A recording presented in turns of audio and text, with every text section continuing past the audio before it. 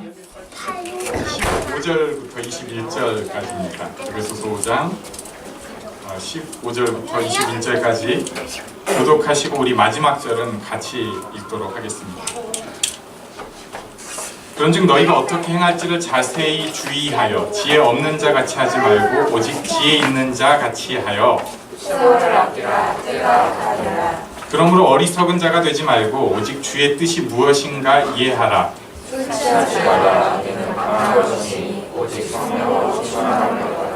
시와 찬송과 신령한 노래들로 서로 화답하며 너희의 마음으로 주께 노래하며 찬송하며 범사에 우리 주 예수 그리스도의 이름으로 항상 읽습니다. 그리스도를 경외함으로 피차 복종하라. 아멘. 오늘은 이 말씀들을 찬찬히 있는 대로 보려고 합니다. 제가 아주 좋아하는 사모하는 본문이기도 합니다. 15절에 보면요, 그런즉 너희가 어떻게 행할지를 자세히 주의하여 이 전제가 있습니다. 그러니까 좀 센시티브하게 민감하게 받아들여야 될 분이 있어요. 그냥 살지 말라는 거예요. 우리한테 있는 생이 얼마나 소중하고 중요한지 자세히 주의하여 살아야 합니다. 자세히 주의하여, 그 다음에 지혜 없는 자 같이 하지 말고 오직 지혜 있는 자 같이 하여, 이렇게 말씀하고 있어요. 지혜 없는 자 같이 하지 말라고 하는데, 지혜 없는 자가 어떤 사람인가? 보통 사람. 그러니까 보통 사람들 같이 그냥 이 시대를 사는 사람들이 좋아하는 사람 같이만 살지 말라는 거예요. 사실 지혜 없는 자 같이 사는 것이 당연하게 사는 것입니다. 어떤 면에서 그냥 합리적으로 사는 거예요. 그래서 지혜 없는 자 같이 사는 것을 우리가 그렇게 욕할 수 없다고 생각합니다. 왜냐하면 그게 보통이니까. 예를 들면 돈을 좋아하면서 사는 거, 좋은 거잖아요. 그 다음에 자기 이름이 이렇게 이름 나는 거 좋아하는 거, 당연히 뭐 괜찮죠. 폼 나는 거 좋아하는 거, 그 다음에 예쁜 거, 잘생긴 거. 요새는 대통령도 잘생겨요. 세련된 거 좋아하는 거, 맛있는 거 좋아하는 거, 이런 게 잘못된 거 아니잖아요. 예, 식도락 얼마나 좋아요. 또 기분 나쁘면 화내야 되잖아요. 그리고 또 어떨 땐 좀 미워해줘야 되잖아요. 누구 좀 미워해주고, 이런 것은 보통의 모습입니다. 그래서 어떤 면에서 보면은 교회가 그 보통의 모습들을 잘 이해하고 거기에 맞춰줄 필요가 사실은 좀 있어요. 처음 기도할 때부터 하나님의 영광만 가르치는 교회라면은 맞는 얘기인데, 우리가 가장 기도할 첫 번째 제목은 하나님의 영광인데 이 접촉점이 없는 거예요. 그래서 교회가 어떤 면에서 보면 지혜 없는 자 같이 행하는 면이 있을 수 있다고 저는 봅니다. 어떤 교회는요, 아직도 이제 이걸 좀 너무 이게 나쁘게 표현한 거라 제가 좀 그냥 직분 장사를 합니다. 그러니까 우리 교회 오면 장로님 되실 거예요. 우리 교회 오면 권사님 되실 거예요. 그래가지고 온 교인의 그 간부화를 이렇게 이루어가면서 그걸로 재정 보전을 하고 교인들의 충성도를 이렇게 고취시키는, 저는 욕은 못하겠어요. 그게 보통 사람들 같이 행하는 것입니다. 그러나 그렇게만 살 수는 없습니다. 욕은 못하지만 보통 사람들의 모습이지만, 크리스찬이라면 지혜 없는 자 같이 하지 말고 오직 지혜 있는 자 같이 하는 것이 반드시 필요합니다. 그리고 그 첫 번째가 무엇인가? 16절입니다. 우리 16절은 한번 같이 읽겠습니다. 시작. 세월을 아끼라, 때가 악하니라. 아멘. 저희 이 본문이 설교 제일 많이 한 본문 중에 이제 몇 가지 있어요. 제 레파토리가. 근데 그 중에 하나입니다. 세월을 아끼라는 말을 다른 말로는 기회를 사라 이렇게도 표현을 합니다. 이것을 제가 쓰는 표현으로는 찬스를 살려라 이렇게 저는 말하기도 합니다. 그러니까 우리에게 주어진 그 기회를 살릴 필요가 있는 거예요. 항상 할 수 있는 게 아닙니다. 나한테 주어진 일들이 있으면 그거 누려야 합니다. 찬스를 살려야 돼요. 옆에 계신 분을 한번 봐주시겠어요? 외모가 좀 괜찮으십니까? 네, 좀 건강해 보이세요? 네, 좀 똑똑해 보이세요? 이게요, 영원히 있는 일이 아닙니다. 네. 제가 요즘 많은 것을 느끼고 살고 있습니다. 육신이 또 쇠해가고 이렇게. 전에는 이렇게 그런 거 별로 좋은 모습은 아닌데 이렇게 문지방을 이렇게 팔과 다리로 잡고 올라가는 이런 거 있잖아요. 제가 어제 그걸 또 해봤잖아요.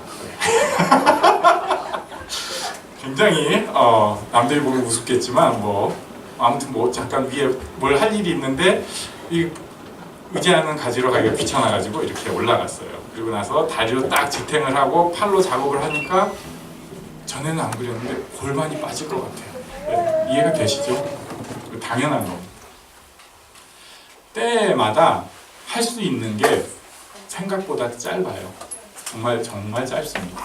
지금 꼬맹이, 아기를 가지고 있는 부모들은 너무너무 힘들고 난 이것만 빨리 지나가면 좋겠어 하지만 아시죠? 그건 진짜 그때밖에 없어요. 네. 나중에 할배가 돼가지고 아무리 사랑을 쏟아도 그거는 한 달이 건넜어요. 네.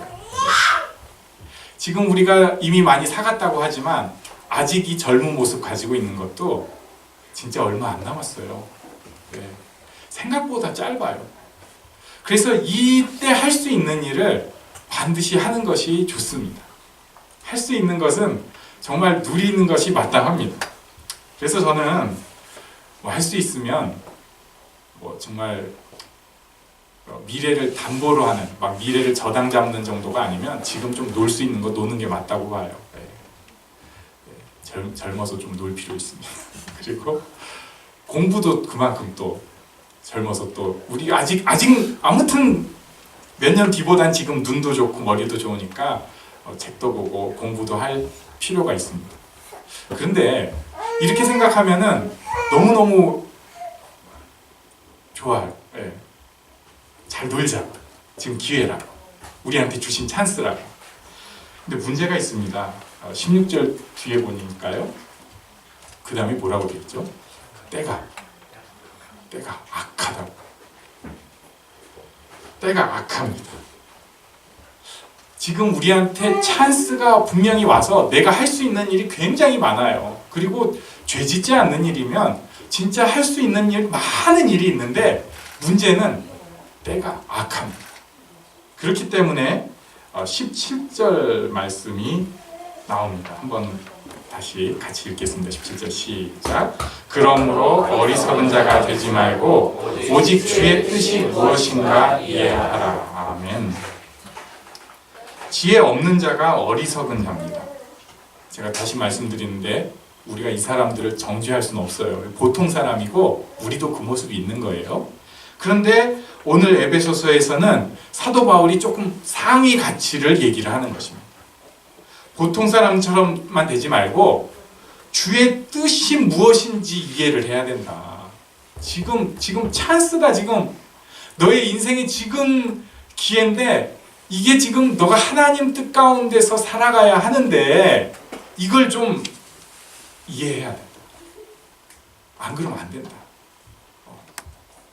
정말 기회는 확확 사라져버리고 네가 할 수 없는 일이 생기고 그리고 네가 오염되고 네가 고통스러움 속에 빠질 수 있으니까 주의 뜻이 무엇인지 좀 제발 이해해라. 이렇게 말씀하고 있는 거예요. 근데 여기서 주의 뜻이 무엇인가 이해하라는 것까지만 보통 성경을 읽고 그 다음에 이제 덮어요, 성경을. 네, 그리고 나서 기도를 합니다. 제게 주의 뜻을 알려주십시오. 사실은 정답 다 정해놓고. 네. 그 전에 이제 그런 적이 있었는데 그 무슨 선거, 제가 대선이었는지 국회의원 선거였는지 기억이 잘 안 나는데 교회에서 그런 기도를 한 적이 있어요. 하나님, 주의 뜻에 합당한 사람이 누구인지 알려주십시오. 근데 기도하면서 제가 앞에서 이제 또 그래도 앞에서 앞자리에 앉아가지고 기도를 했는데 혼자 웃기더라고요. 여기 앉아있는 사람 다 정해놨을 텐데 무슨 또 거기서 주의 뜻 알려달라고 하면 자기가 바꾸긴 할 건가? 절대 안 바꿀 것 같은데 그래가지고 기도하다가 혼자 딴 생각만 한 적이 있었어요. 우리는 주의 뜻이라고 하면 그런 식으로 좀 접근을 하려고 합니다. 하나님, 오늘 점심 메뉴는 뭘까요? 저는 어제 깻잎은 봤습니다. 깻잎이 들어가는 거거든요, 뭔가. 오늘 사발면을 먹을까요, 말까요? 심각한 문제거든요, 이거. 아이스티를 먹을까, 커피를 먹을까? 이런 거 가지고 주의 뜻이에요. 이제 여기서 조금 더 심각해지면 하나님, 학교를 어디를 갈까요? 이 학교를 갈까요, 저 할까요? 그리고 이제 그 다음에 청년기의 제일 큰 고민, 이 남자입니까? 제 짝은 어디 있습니까? 주의 뜻이 무엇인가 이해하려고 열심히 성경 말씀대로 기도하려고 하는데 사실 주의 뜻은 그 다음에 나옵니다. 기본 주의 뜻이 나와요. 물론 그 다음에 기본 위에 우리가 또 주의 뜻을 찾고 구해야 될 것이 있지만 기본 뜻도 모르고 자꾸 찾으려고 하니까 헷갈리는 것이죠. 주의 뜻 세 가지로 오늘 제가 보려고 하는데 그것은 19절부터 나옵니다.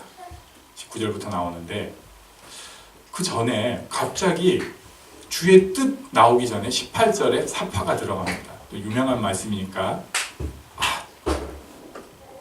술 좋아하는 사람이 아직 안 왔네. 네, 아깝지만 그래도 우리 18절을 같이 읽겠습니다. 시작. 술 취하지 말라. 이는 방탕한 것이니 오직 성령으로 충만함을 받으라. 아멘. 이것을 여러 가지로 해석을 하는데 그냥 쉽게 말하면 취하지 말아라. 정신줄 놓지 말고 성령 인도로 예수님 뜻 똑바로 좀 알고 살아라 이런 거예요. 그러니까 술 취하는 사람도 있을 수 있지만 돈에 취하는 사람도 있을 수 있고 세상에 취하는 사람도 있을 수 있고 자녀 교육에 취하는 사람도 있을 수 있고 공부에 취하는 사람도 있을 수 있고 심지어 교회 일에 취하는 사람도 있을 수 있어요. 정신 못 차리지 말고 성령의 인도로 예수님 좀 똑바로 알아라 이렇게 말씀을 하시고 나서 그리고 나서 19절 20절, 21절 세 가지를 말씀을 해주시는데 19절을 우리 먼저 같이 읽겠습니다. 19절 시작. 시와 찬송과 신령한 노래로 서로 화답하며 너희의 마음으로 주께 노래하며 찬송하며. 이것을 이제 단어를 분해하고 해석을 할 수도 있지만 저는 그냥 오늘은 대의적으로 보려고 합니다. 19절 첫 번째 주의 뜻은 무엇이냐면요, 하나님을 향한 자세입니다. 그것은 무엇이냐면 찬송입니다. 찬송은 19절의 내용에 보니까 함께 합니다. 서로 화답하는 함께 하는 것입니다. 그리고 여기에 있는 대로 신령, 마음으로 요즘 말로 하면 전심으로 하는 거예요. 첫 번째 하나님의 뜻, 그것은 하나님을 향한 자세인데 찬송입니다. 찬송은 함께 하는 것이고 전심으로 하는 것입니다. 이 함께 하는 찬양이 굉장히 힘이 있어요. 물론 노래방 가서도 여럿이서 부르니까 힘이 있긴 하더라고요. 감동이 있고. 근데 그 정도가 아니라 함께 한 마음으로 하는 찬양은 굉장히 힘이 있습니다. 저는 우리 교회 찬양이 꼭 그렇게 계속 되어가면 좋겠어요. 그냥 듣기 좋은 사운드와 좋은 기교를 가지고 어떤 듣기 좋은 예배 음악으로 차차차차차 이것도 좋아요. 저도 그런 걸 굉장히 사랑합니다. 하지만 정말로 우리가 함께 전심으로 드리는 찬양은 그 순간 모든 걸 바꿀 수가 있어요. 정말 모든 걸 바꿀 수가 있어요. 성경 말씀도 없어도 돼요. 네. 두란노 경배와 찬양이라는 곳이 히트를 쳤을 때 저도 가서 깜짝 놀랐습니다.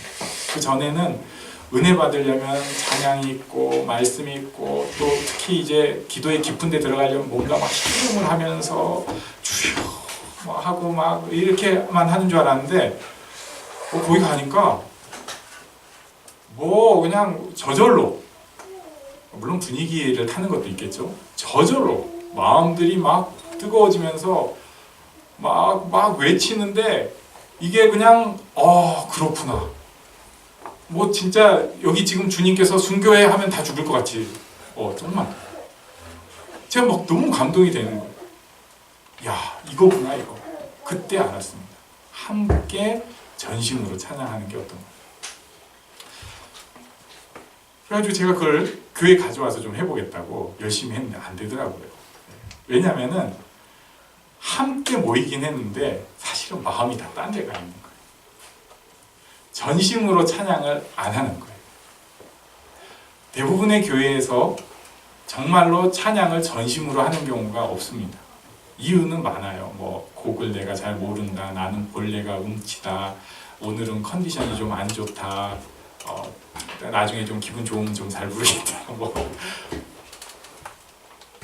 전심으로 함께 찬양을 할 때 그 자리가 그냥 천국 공통체처럼 되는 거예요. 왜냐하면 이것이 하나님의 뜻이기 때문에 그렇습니다.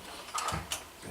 우리 한번 옆 사람에게 말씀해 주세요. 전심으로 함께 찬양합시다. 전심으로 함께 찬양합시다. 네. 전심으로 함께 하나님을 찬양하는 것이 첫 번째 하나님의 뜻입니다. 20절 말씀 한번 같이 읽어보겠습니다. 20절 시작. 범사에 우리 주 예수 그리스도의 이름으로 항상 아버지 하나님께 감사하며. 자, 여기에도 아버지 하나님께라고 나오는데 첫 번째가 하나님을 향한 자세라면 두 번째는 세상을 향한 자세라고 볼 수 있습니다. 그것은 뭐냐면 예수님 때문에 범사라는 게 세상의 모든 일이에요. 범사에 감사하는 것입니다. 항상 감사. 범사에 감사. 감사가 항상 나올 수 있을까? 감사는 첫 번째 수용을 필요로 합니다. 받아들이는 거죠. 이게부터가 우리는 어려워요. 참 자녀를 봐도요, 진짜 귀한 자녀인데 아유, 쟤처럼만 좀 하면 좋겠다, 이런 생각 들 수 있을 거예요. 부모님에 대해서도 똑같죠. 우리 아버지가 좀 이랬었어, 우리 어머니가 좀 이랬었어, 우리 뭐 시아버지가, 우리 시어머니가, 우리 장모님이, 장인어른이 이랬으면, 내 옆에 있는 누군가에 대해서 굉장히 불편한 마음이 생길 수 있습니다만 성경이 가르쳐주는 자세는요, 일단 그것을 받아들이고 거기에 있는 하나님의 뜻을 있다고 확신하고 감사하는 것입니다. 그 일을 좋아하는 게 아니에요. 그걸 어떻게 좋아해요? 진짜 그지 같은 일들도 많은데. 그 일을 통해서 이루어질 하나님의 일을 기대하라는 것입니다. 그래서 세상을 향한 우리의 자세, 하나님의 뜻은 받아들이는, 인정해주는 것, 그것을 감사로 승화하는 것입니다. 하나님께는 찬양이 있고, 그리고 세상을 향한 자세는 감사가 있어야 됩니다. 여기까지는 그나마 좀 괜찮습니다. 그런데 이제 진짜 어려운 자세가 나왔습니다. 21절. 네, 우리 한번 같이 읽겠습니다. 시작. 그리스도를 경외함으로 피차 사람들을 향한 자세입니다. 하나님을 향한 자세 찬송할 수 있죠. 세상을 향한 자세도 힘들지만 감사할 수 있어요. 그런데 대인관계, 사람들을 향한 자세가 진짜 하나님의 뜻은 무엇인가? 피차 복종하라는 거예요. 물론 여기 피차가 들어갑니다. 그래서 진짜 좋은 질서는 서로 복종하는 거예요. 서로 복종하는 것이죠. 일방적인 게 아니라. 그리스도를 두려워하기 때문에, 예수님을 두려워하기 때문에 피차가 서로 복종하는 것이죠. 굉장히 어렵습니다. 진짜 굉장히 어렵습니다. 결혼을 했어요. 세상 누구보다 사랑하는 그 사람입니다. 그래서 정말 모든 것을 다 해주고 싶었어요. 내가 정말 내 있는 사랑을 다 쏟아서 그 사람을 사랑해 줬다고요. 난 뭐 그렇게 대가 바란 것도 아니에요.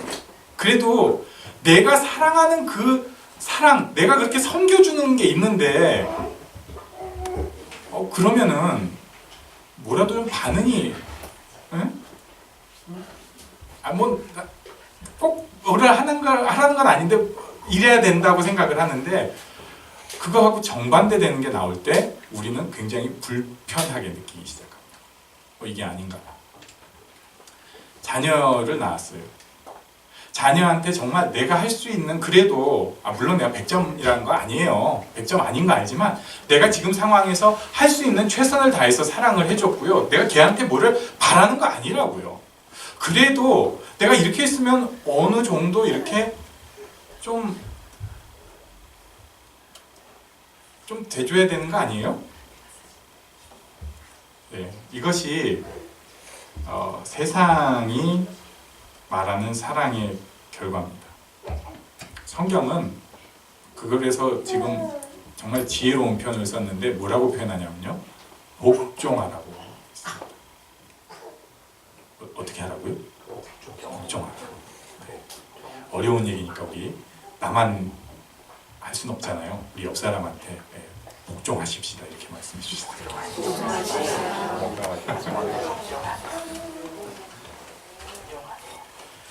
세상의 사랑은 내가 내 사랑으로 그 사람을 대하는 것입니다. 내가 내 사랑으로 내 스타일로 그 사람을 사랑하는 것입니다. 내가 내 방식으로 내가 생각할 때 사랑이라고 생각하는 것으로, 내가 생각할 때 사랑의 표현이라고 생각하는 것으로 그 사람을 대하는 것입니다.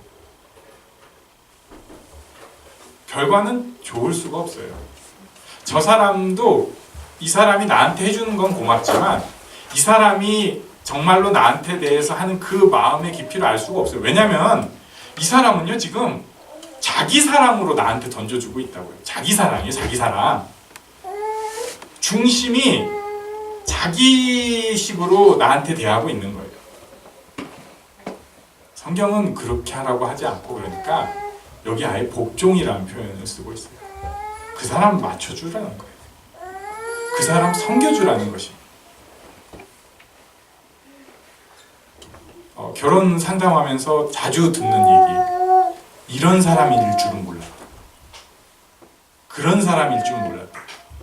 청소년 부모 상담하면서 듣는 많은 얘기, 우리 애가 이런 애일 줄은 몰랐다. 몰랐죠. 네. 그걸 누가 알겠어요? 하나님만 아시지. 그런데 모르는 상태에서 그 사람한테 내 사랑으로 내 스타일로 자꾸 주니까 튕기는 거예요. 힘들어지는 것이에요. 거절당하고 상처가 되는 거예요. 그래서 할 때만 해도 어떻게 하면 이 사람한테 내 사랑을 전달할까 했는데 어느 순간 전투할 때는 내가 이 한마디 말로 저 사람을 확 찔러야지 이기는데, 지지부진하게 싸울 게 아니라 한마디로 그냥 빡 때려줘야 되는데 그걸 못하면 막 분한 거예요. 뭐 그런 사람은 없겠지만 연구하는 거죠. 제가 볼 때는 따로 시간을 둬서 연구하진 않는데 이 머릿속에 한 부분이 그걸 연구하고 있는 거예요. 그래가지고 딱 부부싸움을 하는 걸 보면 남이 할 때는 절대 상처 줄 수 없는 어떤 그 예리한 말을 하나를 탁 던져요. 그 표정과 그 말을 뚝 던지면 맞아가지고 얼굴빛이 싹 변하면은 속으로 이제 그 내면에서 흐뭇한 거죠. 내가 찔렀어. 이겼어. 그럼 찔린 사람이 아직도 이 사람한테 대해서 열의가 있으면, 열이 없으면 그냥 그리고 가버려요. 예.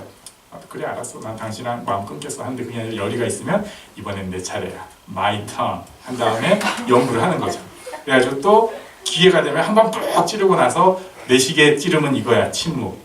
끝까지만 안 해요. 4일 동안 얘기 안 하니까 드디어 저 사람이 막 미쳐버리는 걸 보고 내가 이겼어.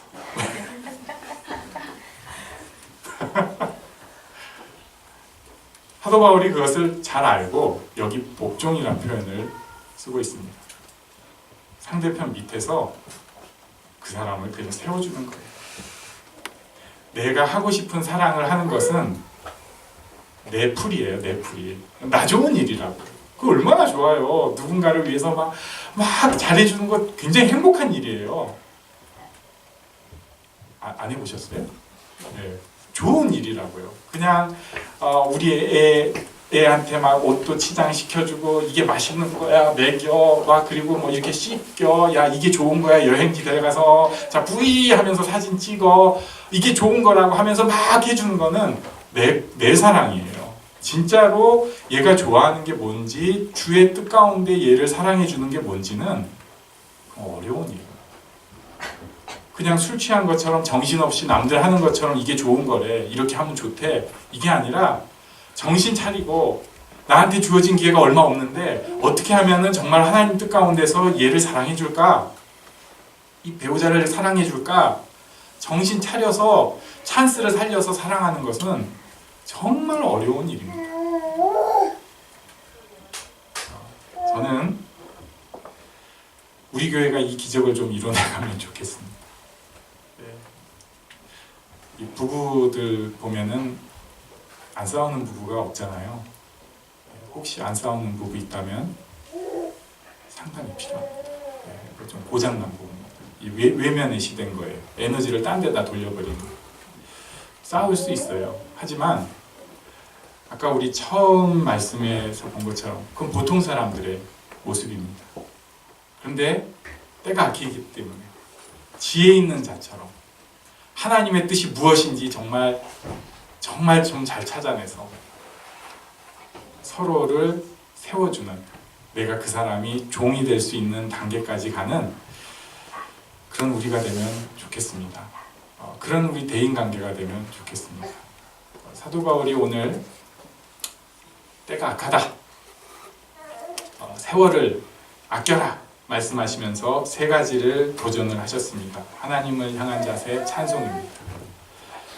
세상을 향한 태도는 감사하는 것입니다. 그리고 서로 사람을 대하는 것은 피차 복종하는 것입니다. 이것이 우리 삶에 이루어지는 복을 함께 누리기를 간절히 원합니다. 잠깐 일어나서 기도하는 시간을 갖도록 하겠습니다. 우리가 많이 약한 가운데 있지만 주께서 우리를 위해 죽으셨습니다. 우리가 정말 바뀔 수 없는 뻣뻣한 존재지만 우리를 바꾸실 수 있습니다. 주님 앞에 우리 짧게 고백하겠습니다. 하나님, 저도 변화되게 하여 주시옵소서. 제게 찬송과 감사와 진정한 섬김이 있게 하여 주시옵소서. 함께 잠깐 기도합니다.